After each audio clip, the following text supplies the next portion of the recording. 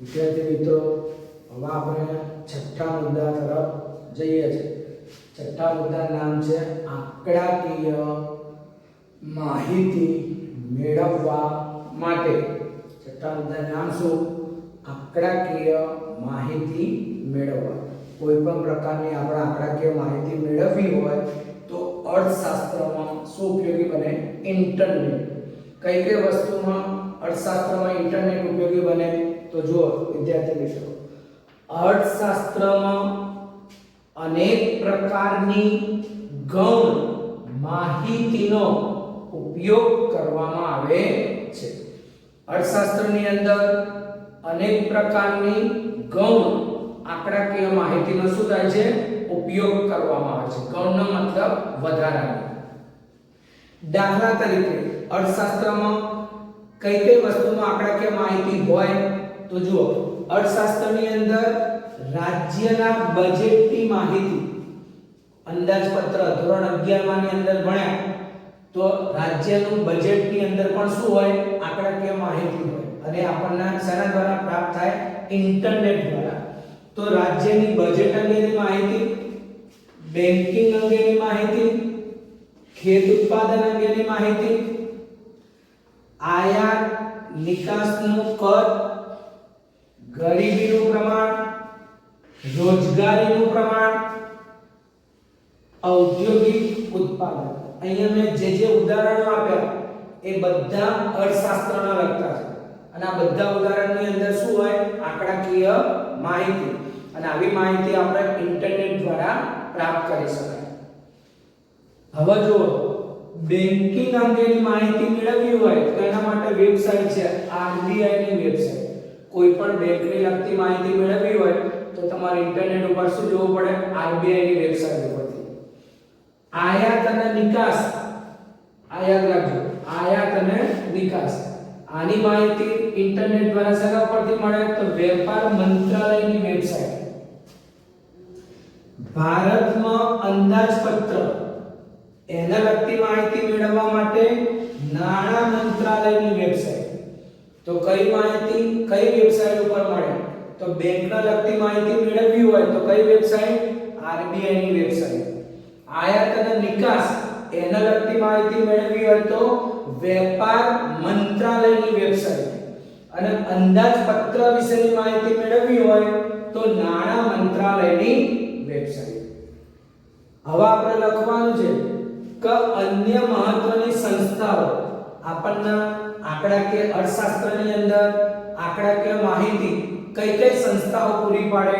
તો પહેલાના નામ યાદ રાખજો: CSO, NSSO, WHO, UNO, CMIE, ILO અને વિશ્વ બેંક. આ બધી સંસ્થાઓ એની વેબસાઇટ ઉપર ઇન્ટરનેટની મદદથી આપણને આંકડાકીય માહિતી મેળવી શકાય. ચલો આખો મુદ્દો ફરીથી વિદ્યાર્થી મિત્રો ધ્યાન આપજો. અર્થશાસ્ત્રની અંદર આંકડાકીય માહિતી મેળવવા ઇન્ટરનેટ કેવી રીતે ઉપયોગી બને?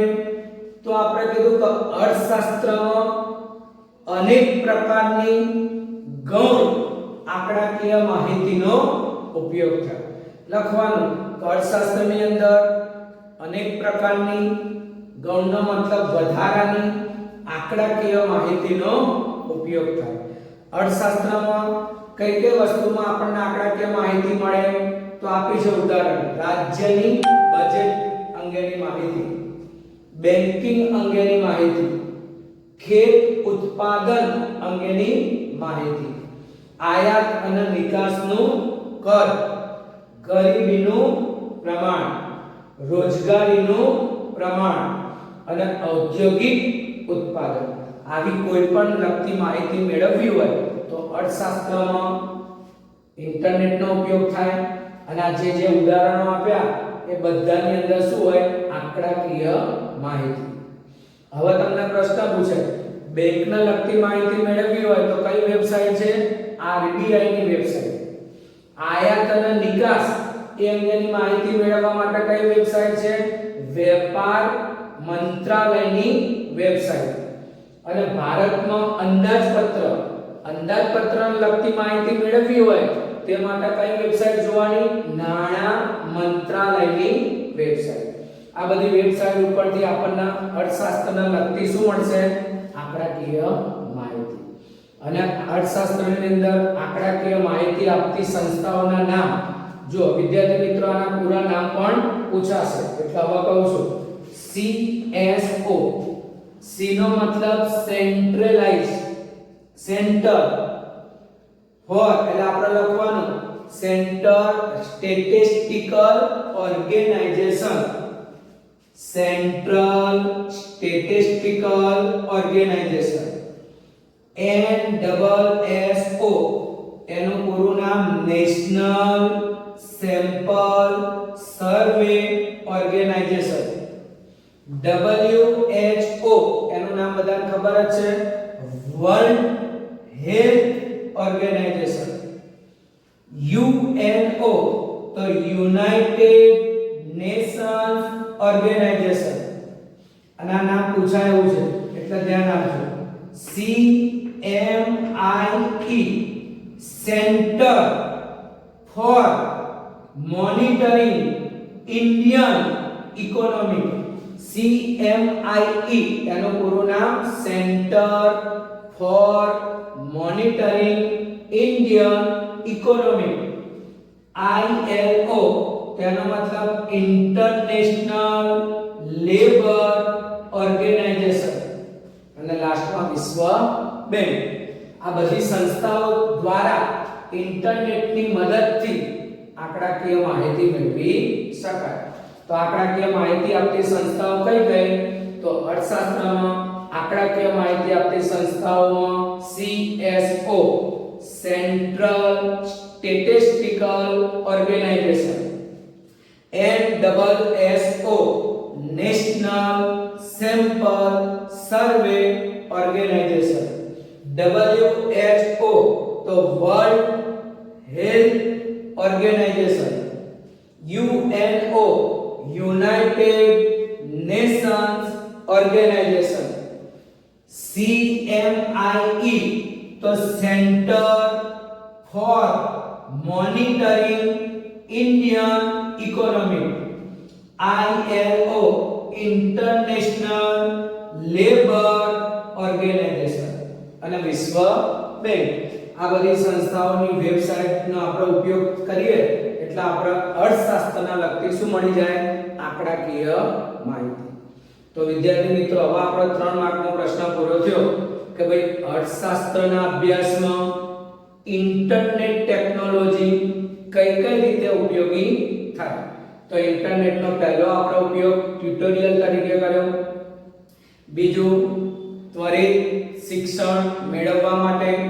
ત્રીજું વાંચવા લાયક સામગ્રી મેળવવા માટે. ચોથું વિવિધ માહિતી મેળવવા માટે.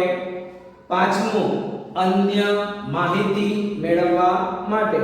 અને છઠ્ઠા મુદ્દો આપણે સમજાયો આંકડાકીય માહિતી મેળવવા માટે.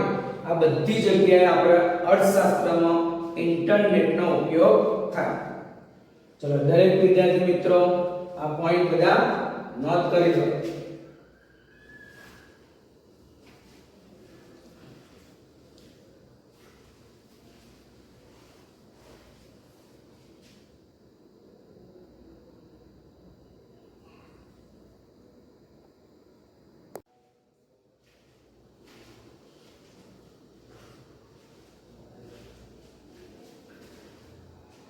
વિદ્યાર્થી મિત્રો હવે આપણે બીજો એક પ્રશ્ન આગળ વધીશું. એનું નામ છે ઇન્ટરનેટ ટેકનોલોજીના ઉપયોગના ભયસ્થાનો વિશે જણાવો. કયો પ્રશ્ન છે? ઇન્ટરનેટ ટેકનોલોજીના ઉપયોગના ભયસ્થાનો આના વિશે જણાવો. ઇન્ટરનેટનો ઉપયોગ કરવાથી કયા પ્રશ્નો ઊભા થાય, કઈ સમસ્યા ઊભી થાય અર્થશાસ્ત્રમાં? 2 માર્કના પ્રશ્નમાં પૂછી શકાય. તો જુઓ, કોમ્પ્યુટરની જેમ ઇન્ટરનેટ એક સાધન છે. કોમ્પ્યુટરની જેમ ઇન્ટરનેટના આપણે શું કીધું યંત્ર અથવા સાધન છે. તે શિક્ષક કે આપણી પોતાની વિચાર શક્તિ તર્ક શક્તિનું સ્થાન લઈ શકશે નહીં. તે એટલે કે શિક્ષક જેમ વિચારી શકે આપણી પોતાની વિચાર શક્તિ એટલે વિદ્યાર્થીઓ પણ કોઈ પણ વસ્તુનો શું કરે વિચાર કરે તો ઇન્ટરનેટ શિક્ષક કે આપણી માફક વિચારવાનું કામ કરી શકશે નહીં.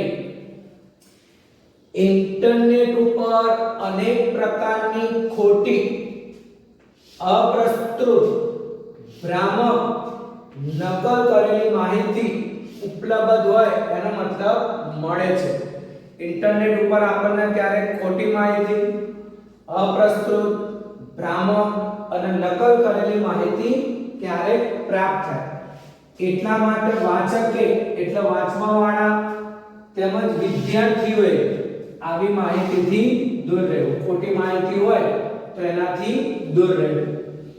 આ ઉપરાંત સાચી કે ખોટી માહિતી અલગ પાડવાનો વ્યક્તિમાં તર્ક વાપરવો પડે.